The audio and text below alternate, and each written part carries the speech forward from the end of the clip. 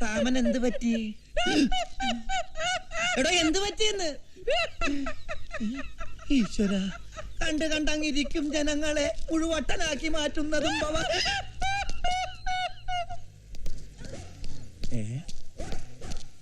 നേരെ ഒരുപാടായി, ഇതുവരെ റെഡിയായില്ലേ? സാറേ, എന്താണ് മുഖം വല്ലാതിരിക്കുന്നത്? സുഖയില്ലേ? കർത്താവേ, പുറത്ത് സാമിനും പട്ട്, അകത്ത് സാറിനും പട്ട്. ഇന്നലെ ഒറ്റ രാത്രി കൊണ്ട് ഇവിടെ എന്ത് സംഭവിച്ചു? അയ്യോ സാറേ, നമുക്ക് ആശുപത്രി, നമുക്ക് ആഫീസിൽ പോണ്ടേ? ഞാനൊന്നും വരുന്നില്ല, നീ വയ്ക്കോ. എന്ത് പറ്റി? കാരണം ഞാൻ നിന്നെ ബോധിപ്പിക്കണോ? നീ ആരാ, എന്റെ മേലധികാരിയോ? ഞാൻ ചായ എടുത്തിട്ട് വരാം.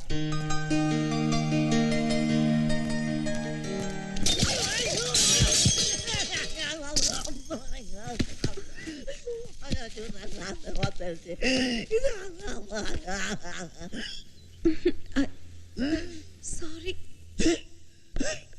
അപ്പൊ ഇതായിരുന്നല്ലേ കാര്യം? നിങ്ങൾ രാത്രിയിൽ വേണ്ടാതിനൊക്കെ കാണിച്ചിട്ട് പാവം പത്രത്തിന് എന്തിനാ രാവിലെ ചായ പുഴുകിയത്? സോറി, ഞാൻ കണ്ടില്ല. കാണൂല, ആരും ഈ പത്രത്തിനെ കാണൂല. പത്രത്തിൽ വെറും പാറയല്ലേ, ആർക്ക് വേണമെങ്കിലും എപ്പോഴെങ്കിലും കയറി പള്ളി പണിയാലോ. സെൻട്രി സാമൻ ചിരിച്ചതിന്റെ അർത്ഥം എനിക്ക് ഇപ്പോഴാ പിടികിട്ടിയത്. ഇന്നലെ രാത്രി സാറിന്റെ ചരിത്രം നഷ്ടപ്പെട്ടു അല്ലേ? മതി, രാവിലെ ഞാൻ ഊഹിച്ചെടുത്ത് പൂരിപ്പിച്ചോളാം. ചായ കുടിക്കണ്ടേ? ഞാൻ ഇട്ടോണ്ട് വരാം.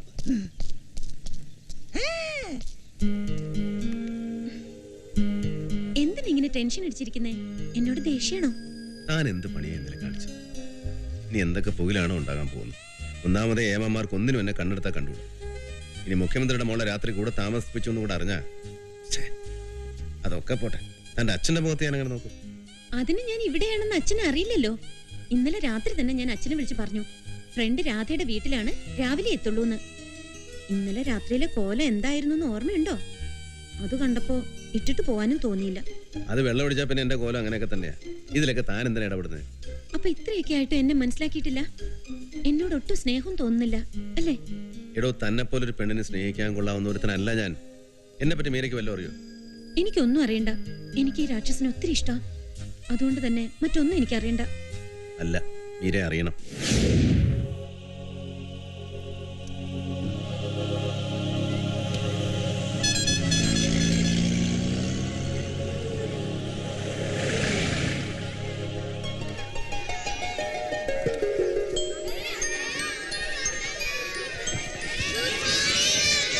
Good morning. ഉണ്ടാകലേ എന്താ? പനി മാറിയോ? ഓളെന്താ കഴിച്ചു രാവിലെ? നീടാ നീ എന്താ കഴിച്ചു?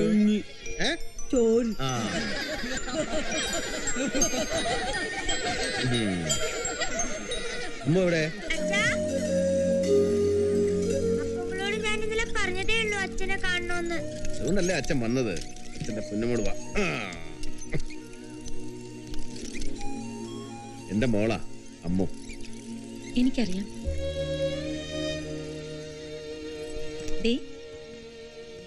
ഇത് മോൾക്ക് കൊണ്ടുവന്നതാ. എങ്ങനെയുണ്ട്? നല്ല പാവക്കുട്ടി. Anti, thanks anti. ഇപ്പൊ മനസ്സിലായോ? മീര എല്ലാം അറിഞ്ഞുകൊണ്ട് തന്നെയാണ് ഈ കക്ഷിയെ ഇഷ്ടപ്പെട്ടതെന്ന്. കമ്മീഷണർക്ക് ഒരു മോളുള്ള കാര്യവും അവളുടെ അസുഖ കാര്യവും എല്ലാം എനിക്കറിയായിരുന്നു. മരിച്ചുപോയ മോളുടെ അമ്മയെ കുറിച്ച് പോലും ചോദിക്കാതിരുന്നത് എല്ലാം സമയമാവുമ്പോ ആകാന്ന് കരുതിയ. എന്റെ അമ്മയെ കൊന്നതാ കള്ളന്മാര് അല്ലേ അച്ഛാ? Is it true? ഇപ്പോ മീരയ്ക്കെന്റെ മുഴുവൻ കഥകളും അറിയില്ല. മോളോട്ടിക്ക് അച്ഛൻ പോരാ. നിങ്ങൾക്കൊക്കെ മീശ ചുരുട്ടി പേടിപ്പിക്കുന്ന ധിക്കാരിയായ രാമനാഥനെ അറിയും, രാക്ഷസനായ രാമനാഥൻ. പക്ഷേ മീരയ്ക്ക് അറിയാത്ത ഒരു രാമനാഥൻ 8 വർഷങ്ങൾക്ക് മുമ്പ് ഇവിടെ ജീവിച്ചിരുന്നു.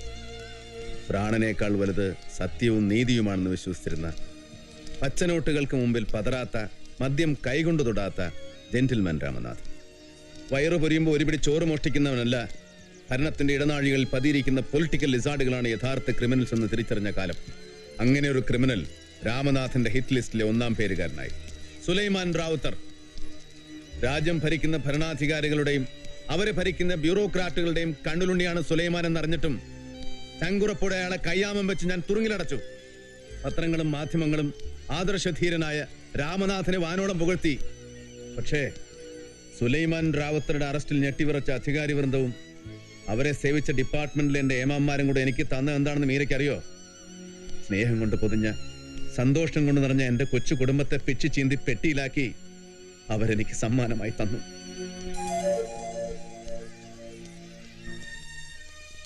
രാത്രി ഇരുട്ടിന്റെ മറവിൽ മാരകായുധങ്ങളുമായി വന്ന സുലൈമാന്റെ ഗുണ്ടകൾ എന്നെ ചതിച്ചു വീഴ്ത്തി. എന്റെ കൺമുമ്പിലിട്ട് അവർ എന്റെ മായെ കൊന്നു. 2 വയസ്സുണ്ടായിരുന്ന എന്റെ അമ്മമോളെ പോലും ഒരു വെറുതെ വിട്ടില്ല. ചവിട്ടേറ്റ് നടുവ് തറന്ന എന്റെ കുഞ്ഞ് അച്ഛന്റെ ആത്മാർത്ഥതയ്ക്കുള്ള ജീവിച്ചിരിക്കുന്ന രക്തസാക്ഷിയായി. ശരീരം മുഴുവൻ ഒടിഞ്ഞു തൂങ്ങിയ അസ്ഥിയുമായി കിടന്ന എന്നെ മരണം പോലും ഉപേക്ഷിച്ചു. മീരയ്ക്കറിയോ, ജീവനുമായി മല്ലിട്ട് ഞാൻ ആശുപത്രി കിടന്നപ്പോ എന്നെ തിരിഞ്ഞു നോക്കാൻ ഒരു നായിന്റെ മക്കളും ഉണ്ടായില്ല. നിയമം നടത്താൻ ജീവൻ പണയം വെച്ച പോലീസ് ഉദ്യോഗസ്ഥന്റെ ചികിത്സയ്ക്കായി ഒരു നയാ പൈസ പോലും ഡിപ്പാർട്ട്മെന്റിലെ തണ്ടികൾ ചെലവാക്കിയില്ല. എന്റെ മരണസമയം നോക്കിയിരുന്ന അവർക്ക് തെറ്റിപ്പോയി. ഒരു ഫീനിക്സ് പക്ഷിയെ പോലെ രാമനാഥൻ ഉണർത്തെഴുന്നേറ്റു. എന്റെ മായയെ കൊന്ന, എന്റെ കുഞ്ഞിന്റെ ജന്മം നശിപ്പിച്ച 3 പേരെ ഞാൻ വകവരുത്തി. നിയമത്തിന്റെ ഒരു പഴുതു പോലും ഇല്ലാതെ. ഇനി ഒരുത്തനെ കൂടെ എനിക്ക് കിട്ടണം. കിട്ടും. വിഷമിക്കാതിരിക്കൂ. വീണ്ടും ഇതെല്ലാം ഓർമ്മിച്ചത് ഞാൻ കാരണമല്ലേ? സോറി. എന്തൊക്കെയോ മനസ്സിൽ അടക്കി വെച്ചിട്ടുണ്ടെന്ന് എനിക്കറിയായിരുന്നു. പക്ഷെ അത് ഇങ്ങനത്തെ ഒരു കഥയായിരുന്നു എന്ന് ഞാൻ അറിഞ്ഞിരുന്നില്ല. സത്യം പറയട്ടെ, ഇന്നലെ തോന്നിയ 100 ഇരട്ടി ഞാൻ ഇന്ന് ഈ രാക്ഷസനെ ഇഷ്ടപ്പെടുന്നു. ചായ. ചായ കുടി. രാമേട്ടന്റെ കഥ കേട്ടപ്പോ വിഷമം തോന്നിയല്ലേ? ചായ കുടിക്കേ. മുഖ്യമന്ത്രിയുടെ മോളല്ലേ? അതെ, മീര. ഞാൻ മാലതി. മീരയെ പറ്റി അപ്പു പറയാറുണ്ട്. ആളെ കണ്ടപ്പോ തന്നെ എനിക്ക് മനസ്സിലായി. രാമനാഥൻ സാറിന്റെ ഭാര്യയുടെ അനിയത്തിയാ. അമ്മുവിന്റെ കൂടെ ഇവിടെ തന്നെയാണോ? അതെ, അമ്മമോളെ പോലെ തന്നെയാ എനിക്ക് മറ്റു കുഞ്ഞുങ്ങളും. രാമേട്ടൻ നടത്തുന്ന സ്ഥാപനം ആയതുകൊണ്ട് എനിക്കിത് വീടായി. അനാഥയായിട്ട് വളർന്നതുകൊണ്ടാവാം അനാഥ കുട്ടികളെ എന്നും എനിക്ക് ജീവനായിരുന്നു. രാമേട്ടനും ഞങ്ങളെപ്പോലെ ആയിരുന്നു എന്ന് കേട്ടിട്ടുണ്ട്. അങ്ങനെ ഞങ്ങൾ അനാഥരുടെ ഒരു കുടുംബമായിരുന്നു.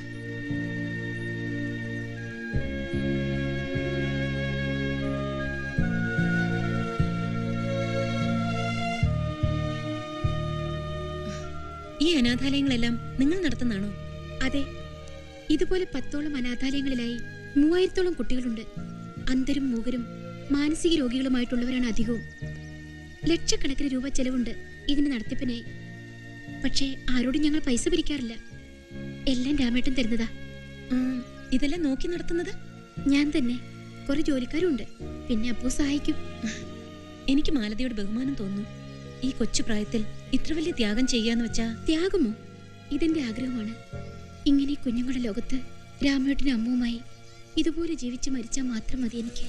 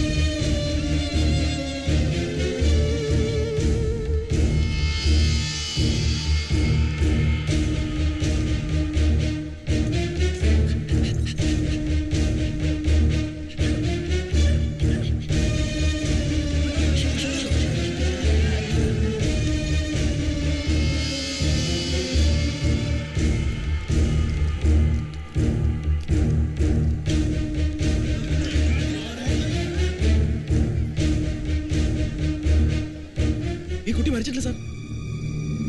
കർത്താവേ,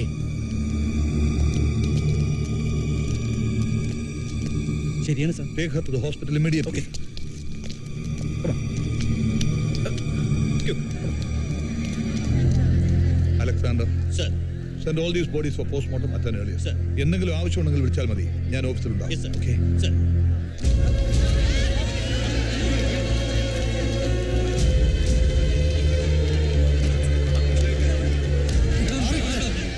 ഈ കൂട്ടക്കൊലപാതകത്തെ കുറിച്ച് ഡിജിക്ക് എന്താ പറയാനുള്ളത്? ഇപ്പൊ നിങ്ങൾക്കറിയാവുന്നത് എനിക്കും അറിയാം. അന്വേഷണം ഫർദർ ഡെവലപ്മെന്റ്സ് ഉണ്ടാവുമ്പോൾ അപ്പോൾ അറിയും. പോലീസ് നായ മണം പിടിച്ച് സെക്രട്ടേറിയറ്റ് പിന്നിലുള്ള കോളനിയിലേക്ക് ഓടിയെന്ന് കേട്ടു. അതെ, അന്വേഷണം തുടരുകയാണ്. ഓക്കെ.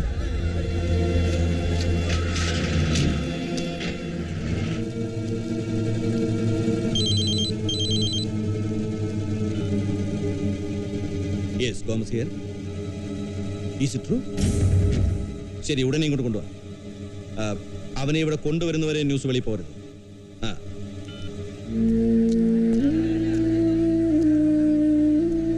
സംശയിച്ച പോലെ തന്നെ കോളനിയിൽ നിന്ന് പ്രതിയെ പൊക്കിയിട്ടുണ്ട്. എങ്കിൽ ഇതിന്റെ പിന്നിൽ മറ്റവനും ഉണ്ടാവും, ആ രാമനാഥൻ. ഇന്നലെ അവൻ ആന്റണിയുടെ മുഖത്ത് നോക്കി വെല്ലുവിളിച്ചതാ, വെട്ടി നുറുക്കിക്കളയുമെന്ന്.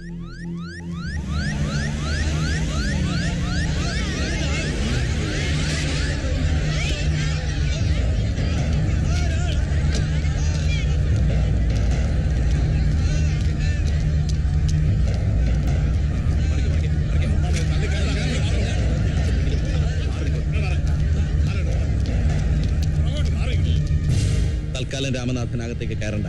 സാർ,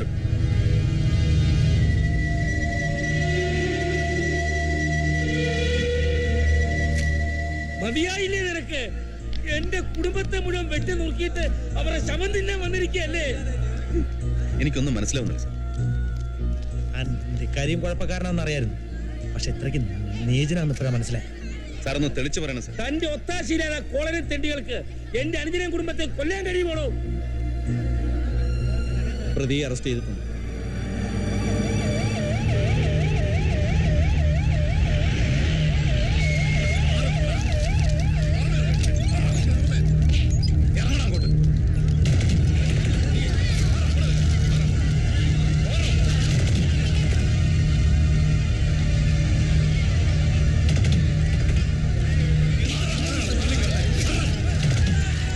കൊച്ചുകൂട്ടാ, ഞാനാ കൊന്നത്. എല്ലാത്തിനും ഞാൻ കൊന്നു. എന്തിന്? അപ്പു പറഞ്ഞിട്ടാ.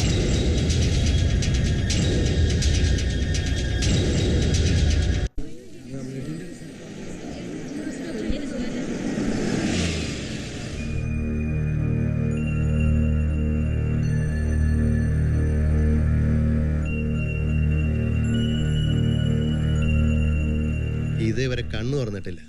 ഇടയ്ക്ക് തലയൊന്ന് അനക്കും. ആ സമയത്ത് അവ്യക്തമായൊരു പേര് ഉച്ചരിക്കുന്നുണ്ട്. അപ്പൂന്ന് മറ്റാണെന്ന് തോന്നുന്നു. Have you had that name? Yes. Who is that? അപ്പോ ഡെയ്സി സ്നേഹിച്ചിരുന്ന പയ്യനാ. അവൻ ഈ മേർഡറിൽ പങ്കുണ്ടെന്നാണ് പോലീസ് ഭാഷ്യം. But I don't believe that.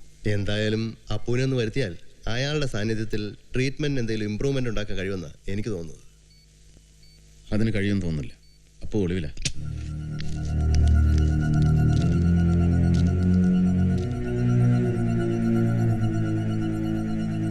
നീ ഇവിടെയും വന്നോ?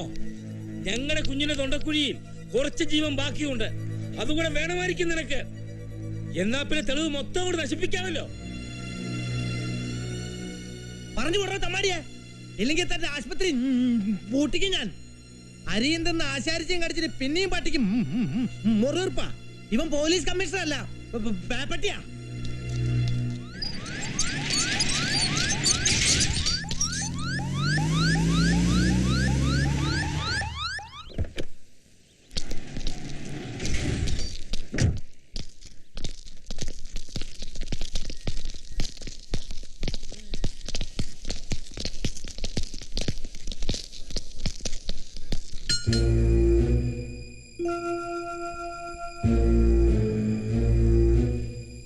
പറയടാ, നീ തന്നെയാണ് ആറ്റു ആന്റണിയും കുടുംബത്തെയും കൊലപ്പെടുത്തിയത്? അതോ നിന്നെ കൊണ്ട് ആരെങ്കിലും അങ്ങനെ പറയിപ്പിച്ചാണ്? അല്ല. അപ്പു പറഞ്ഞിട്ടാണ് നീ ആ കൂട്ടക്കൊല നടത്തിയതല്ലേ? കൊലപാതകം നടത്താൻ നിന്നെ സഹായിച്ചത് കമ്മീഷണർ രാമനാഥ്. നീ പോലീസിൽ പറഞ്ഞ മൊഴി ഞാൻ വായിച്ചു. നിന്നെയും അപ്പുവിനെയും ആ ചേരിയിലെ നൂറുകണക്കിന് പാവങ്ങളെയും സ്നേഹത്തിന്റെയും സഹതാപത്തിന്റെയും പേരിൽ തീറ്റിപ്പോറ്റിയതിന് സാറിന് കൊടുത്ത പ്രതിഫലമാണിതല്ലേ? പറടാ, ഇതിന്റെ പിന്നിൽ ആരൊക്കെയാ ഉള്ളത്? പറ കൊച്ചൂട്ടാ, നിന്നെ കൊണ്ട് ഇങ്ങനൊന്നും ചെയ്യാൻ കഴിയില്ലെന്ന് എനിക്കറിയാം. എങ്ങനെ സംഭവിച്ചു? ഞാനും എല്ലാരെയും കൊന്നത്. അതെങ്ങനെയാണെന്ന് ഞാൻ വീട്ടിൽ ചെന്ന് എല്ലാരെയും കാണിച്ചു കൊടുത്തല്ലോ. പോലീസിനോട് ഞാൻ പറഞ്ഞ മുഴുവൻ സത്യ. എല്ലാത്തിനെയും ഞാൻ കൊന്നു എല്ലാത്തിനെ. അവൻ പറഞ്ഞത് കേട്ടല്ലോ. ഇനി അവനെ ചോദ്യം ചെയ്ത് മൊഴിയിൽ എന്തെങ്കിലും മാറ്റം വരുത്താൻ ഉദ്ദേശമുണ്ടോ? താൻ ഇവിടെ വന്ന് അവനെ കണ്ടത് തന്നെ തെറ്റ്. തനിക്ക് അതിനുള്ള അധികാരമില്ല. ഈ കേസിൽ സംശയിക്കപ്പെടുന്ന ആളാണ് കമ്മീഷണർ രാമനാഥൻ. കേസ് അന്വേഷണത്തിന് ചുമതല എനിക്കും ഡിവൈഎസ്പി സിദ്ധാർത്ഥനുമാണ്. മേലിൽ ഈ കേസിന്റെ യാതൊരു കാര്യത്തിലും നിങ്ങൾ ഇടപെടാൻ പാടില്ല. ഞാൻ സാറിന്റെ ഓഫീസിലേക്ക് വരുന്നുണ്ട്. എനിക്ക് ചില കാര്യങ്ങൾ ചോദിച്ചറിയാൻ.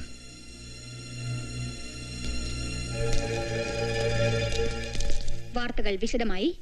പ്രമാദമായ ആറ്റുവ കൂട്ടക്കൊലയിൽ അത്ഭുതകരമായി രക്ഷപ്പെട്ട ഡെയ്സിയുടെ നില ഗുരുതരമായി തുടരുകയാണ്. ഈ കേസിൽ ഒട്ടേറെ ദുരൂഹതകൾ ഒളിഞ്ഞിരിപ്പുണ്ടെന്ന് പ്രഗത്ഭ നിയമവിദഗ്ധർ തലസ്ഥാനത്ത് അഭിപ്രായപ്പെട്ടു. തീർച്ചയായും ഇത് പോലീസിന്റെ കള്ളക്കളിയാണ്. മർഡറിനെ സംബന്ധിച്ചുള്ള പോലീസ് ഭാഷ്യത്തിൽ വസ്തുതാപരമായി ഒട്ടേറെ പെശകുകളുണ്ട്. ഈർക്കിലി പോലിരിക്കുന്ന ഒരാൾ 6 പേരെ കൊല ചെയ്തു എന്ന് പറയുന്നത് കൊച്ചുകുട്ടികൾക്ക് പോലും വിശ്വസിക്കാൻ കഴിയില്ല. പൗരസമിതിയുടെ നേതൃത്വത്തിൽ ശ്രീ TP നാരായണൻ കൺവീനറായി ആക്ഷൻ കൗൺസിൽ രൂപീകരിച്ച് പ്രക്ഷോഭം ആരംഭിച്ചിട്ടുണ്ട്. ഈ കൊല ആസൂത്രിതമാണ് എന്ന് മാത്രമല്ല പല ഉന്നതന്മാർക്കും പങ്കുമുണ്ട്. ബോധമില്ലാതെ കിടക്കുന്ന ആന്റണിയുടെ മകൾ ഡെയ്സിയെ കൊല്ലാനും ഗൂഢാലോചന നടക്കുന്നുണ്ട്. അതോടെ തെളിവുകളെല്ലാം നശിക്കുമല്ലോ. എന്തായാലും ഇതിനെതിരെ ശക്തമായി മുന്നോട്ട് പോകാൻ തന്നെയാണ് ആക്ഷൻ കൗൺസിലിന്റെ തീരുമാനം. അവന്റെ അമ്മയുടെ ആക്ഷൻ കൗൺസിലും മറ്റേ കൗൺസിലും.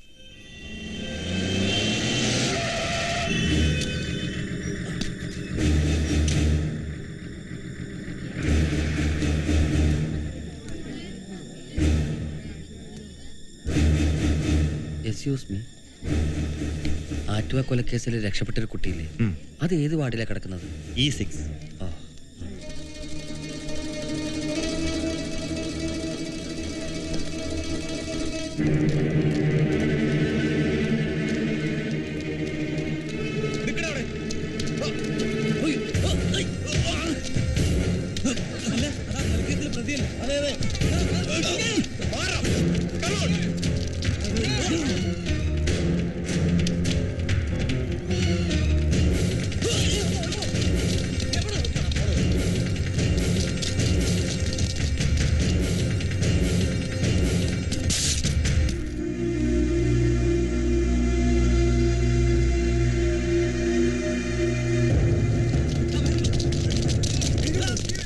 Good morning madam. Morning. Madam എവിടെ?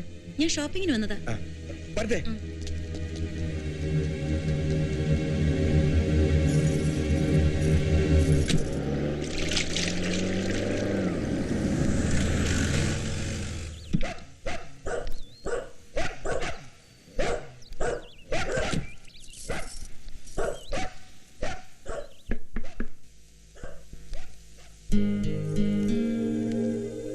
എന്ത് പറ്റി മാഡം ഈ വഴിക്കൊക്കെ ഇറങ്ങാൻ? വെറുതെ ഒന്ന് കാണാന്ന് കരുതി. സന്തോഷം, ഇരിക്കെ. എന്താ പരുക്കനും രാക്ഷസനുമായ പോലീസ് ഉദ്യോഗസ്ഥനോടുള്ള ആവേശമൊക്കെ കെട്ടടങ്ങിയോ? അതോ കൊലപാതക കേസിൽ പ്രതിയായി സംശയിക്കുന്ന ഒരാളോട് അത്രയ്ക്ക് അടുപ്പം വേണ്ട എന്ന് വിചാരിച്ചോ? അടുപ്പം കൂടുതൽ വേണ്ടെന്ന് വെച്ചാൽ സത്യമാ.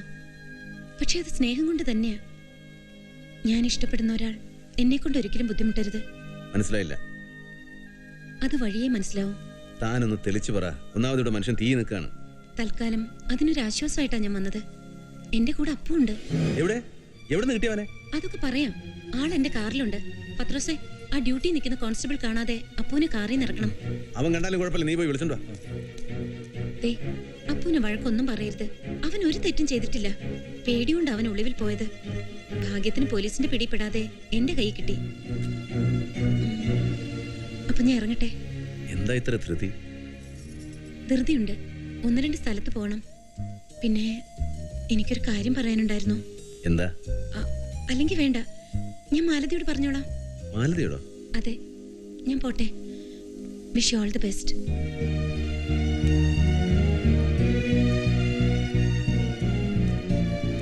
പോയിട്ട് വരട്ടെ.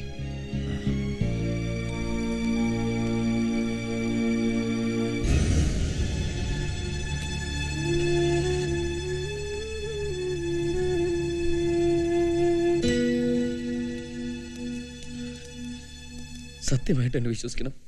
ഞാൻ ആരെയും കൊന്നിട്ടില്ല. ഞാൻ കാരണം സാർ ഒത്തിരി ബുദ്ധിമുട്ടിയെന്ന് എനിക്കറിയാം. ക്ഷമിക്കണം. അറിഞ്ഞുകൊണ്ട് ഒരു തെറ്റും ഞാൻ ചെയ്തിട്ടില്ല. എന്റെ ഡേയ്സിയെ സ്നേഹിച്ചു എന്നല്ലാതെ. എന്റെ ദൈവത്തെ പോലെ ഞാൻ കരുതിയ സാറിനോട് പോലും ഞാനിന്ന് അങ്ങനെ കയർത്ത് പറഞ്ഞത് ഡേയ്സിയെ കിട്ടില്ലെന്നറിഞ്ഞ വിഷമം കൊണ്ടാ. എന്നോട് പൊറുക്കണം. കരയണ്ട. സംഭവിക്കാനുള്ള സംഭവിച്ചു. ഇനി പറഞ്ഞിട്ട് കാര്യമില്ല. ഒരിക്കലും ഒരു കൊലപാതകം ചെയ്യാൻ നിനക്കാവില്ലെന്ന് എനിക്കറിയാം. പക്ഷേ നീ എന്നെ അറിഞ്ഞില്ല. എന്തെല്ലാം സംഭവിച്ചാലും ഇനി ഒരാളെ കൊല്ലേണ്ടി വന്നാലും ശരി, ന്യായം നിന്റെ ഭാഗത്താണെങ്കിൽ ഒരു ഈച്ച പോലും അറിയാതെ നിന്നെ ഞാൻ രക്ഷിച്ചേനെ. പക്ഷേ എന്നോട് പോലും പറയാൻ നീ മുങ്ങില്ലേ? അതെന്തിനാ? കൊച്ചൂട്ടൻ കുറ്റം സമ്മതിച്ചു എന്നും എനിക്കെതിരെ മൊഴി കൊടുത്തു എന്നും കേട്ടപ്പോ പിന്നെ ഞാനൊന്നും ആലോചിച്ചില്ല. നിങ്ങൾക്കാർക്കും ബുദ്ധിമുട്ടുണ്ടാക്കണ്ടെന്ന് എഴുതി പോയതാ, എവിടെയെങ്കിലും പോയി ചാവാൻ. പക്ഷെ എന്റെ ഡേയ്സി ജീവിച്ചിരിപ്പണമെന്ന് പത്രത്തിൽ വാർത്ത കണ്ടപ്പോ അവളെന്ന് കാണണമെന്ന് തോന്നി. ദൈവത്തോർത്ത് അവളെന്ന് കാണാൻ സാറിന് അനുവദിക്കണം. ഡെയ്സിയെ കാണാൻ ചെന്ന സാറിനെ ആശുപത്രിയിൽ നിന്ന് പോലും അവർ ഇറക്കി വിട്ടു. കൊലപാതകത്തിൽ സാറിനും പങ്കെടുന്ന അവർ പറയുന്നത്. നിന്നെ കണ്ടാൽ ഒരു പക്ഷേ ഡേയ്സിക്ക് എന്തെങ്കിലും ഇമ്പ്രൂവ്മെന്റ് ഉണ്ടാകാൻ സാധ്യതയുണ്ട്. അബോധാവസ്ഥയിൽ നിന്റെ പേര് വിളിച്ചു പറയുന്നതാണ് ഡോക്ടർ പറയുന്നത്. ഡെയ്സിക്കൊന്ന് സംസാരിക്കാൻ കഴിഞ്ഞാൽ സത്യം മുഴുവൻ പുറത്തു വന്നേനെ. അപ്പുവിന്റെ മോഹം കണ്ട ഡെയ്സി തിരിച്ചറിയുന്ന എനിക്ക് തോന്നണത്. അതിന് ഞാൻ നോക്കിയിട്ടൊരു വഴിയും കാണുന്നില്ല. സാറിന്റെ ക്ലോസ് ഫ്രണ്ട് അല്ലേ ഡോക്ടർ ഐസക്? അതുകൊണ്ടെന്താ അവള് കിടക്കുന്നത് ഗോമസിന്റെയും കൂട്ടരുടെയും പോലീസ് പ്രൊട്ടക്ഷനിലല്ലേ? സാർ ഐസക് ഡോക്ടർ വിളിച്ചൊന്ന് പറഞ്ഞാൽ മതി. ആരും അറിയാതെ അവിടെ കയറുന്ന കാര്യം ഞങ്ങൾ ഏറ്റു. ഞാൻ മാലതിയെ കണ്ട് യാത്ര പറയാൻ വന്നതാ. തിങ്കളാഴ്ച മോർണിംഗ് ഫ്ലൈറ്റിന് ഞാൻ അമേരിക്കയ്ക്ക് തിരിച്ചു പോവാ. ഇത്ര പെട്ടെന്നോ? ഇനി തിരിച്ചു പോകുന്നില്ലെന്നാണല്ലോ അന്ന് പറഞ്ഞത്. അന്ന് അങ്ങനെയൊക്കെ പറഞ്ഞേ ഉള്ളൂ. ഇപ്പൊ പോകാൻ തന്നെ തീരുമാനിച്ചു. രാമേട്ടനോട് പറഞ്ഞോ? ഇല്ല, ഇപ്പൊ കണ്ടിരുന്നു, പക്ഷെ പറയാൻ കഴിഞ്ഞില്ല. ഞാനൊരു കാര്യം പറഞ്ഞാ മീര കേക്കുവോ? എന്താ? അപ്പു എന്നോട് ചിലത് പറഞ്ഞിരുന്നു. രാമേട്ടനും മീരയും നല്ല ഫ്രണ്ട്സ് ആണെന്നും രാമേട്ടന്റെ മനസ്സിൽ അതിൽ കവിഞ്ഞ എന്തോ ഒരടുപ്പം മീരയോടുണ്ടെന്നും ഒക്കെ. ഏയ്, അങ്ങനെയൊന്നുമില്ല. അതോർത്ത് മാലതി വിഷമിക്കണ്ട. ഞാനിനി കമ്മീഷണറെ കാണുക പോലുമില്ല. എന്താ ഇങ്ങനെയൊക്കെ പറയുന്നേ? പുറമേ അട്ടഹസിക്കുമെങ്കിലും ചേച്ചിയുടെ മരണശേഷം രാമേട്ടന്റെ ഉള്ളിൽ തീയായിരുന്നു എന്ന് എനിക്കറിയാം. സ്വല്പമെങ്കിലും അതിന് ആശ്വാസം നൽകിയത് മീരയുടെ സാമീപ്യമാണ്. കഴിയുമെങ്കിൽ എന്റെ രാമേട്ടനെ രക്ഷിക്കണം. മീര ഉടനെ തിരിച്ചു പോകുമെന്നറിഞ്ഞാൽ രാമേട്ടന് വിഷമം തോന്നും.